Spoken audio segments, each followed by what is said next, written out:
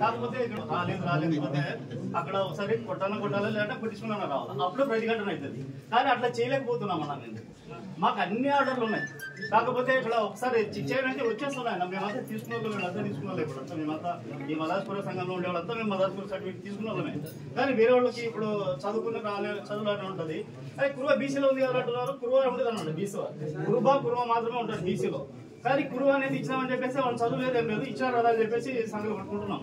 మా కులాన్ని మేము కులపత్రం తీసుకోకుండా ఈ భారతదేశంలో ఆంధ్రప్రదేశ్ లో ముఖ్యంగా మా కులానికి మేము కులపత్రం తీసుకుండా బతుకున్నారంటే మాకు కేవలం కురువులే. మా వాల్మీకి తీసుకుంటున్నారు, వాల్మీకులు అక్కడ ఎస్టీలో ఉన్నారన్న, వాళ్ళు కూడా ఉద్యమాలు చేస్తున్నారు, వాళ్ళకి తీర్మానాలు చేసుకున్నారన్న.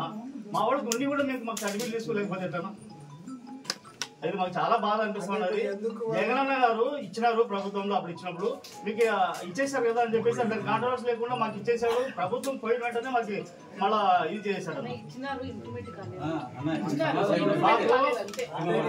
సమస్య ఏంటంటే ఆలూరు సభలో వచ్చేసి మీటింగ్ చేశారు చంద్రబాబు నాయుడు వచ్చి. ఇక్కడ మీటింగ్ ఆలూరులో మీటింగ్ చేసినప్పుడు ఇదంతా ఉద్యమం తీవ్రత చూసి ఈయన 2004లో కూడా ఇదే మాట ఇచ్చినాడన్న. చంద్రబాబు నమ్మలేదు మేము. జగనన్న మనం నమ్ముకున్నాము, మాకు 53 జీవో వచ్చింది, దాని తగ్గట్టుగా సర్టిఫికేట్లు వచ్చినాయి. తర్వాత మళ్ళా ప్రభుత్వం వస్తే మళ్ళా పోయినా మళ్ళా ఆయన చెప్తున్నాడు బహిరంగ సభల్లో, కానీ మాకు ఇంతవరకు ఏమీ లేదు.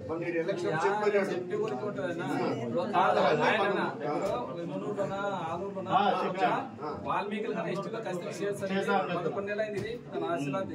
ఆయన చెప్పేవరకే ఏం చేసే ఏముండదు.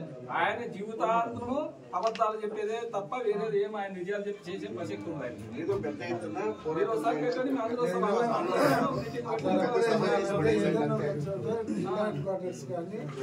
లేదంటే మీరు ఎక్కువ కమ్యూనిటీ ఏ జిల్లాలో చూసి పెట్టండి. కర్నూలు జిల్లాలో బాగుంటారు, అనంతపురం బాగుంటారు, ఎక్కడైనా కానీ పెట్టండి.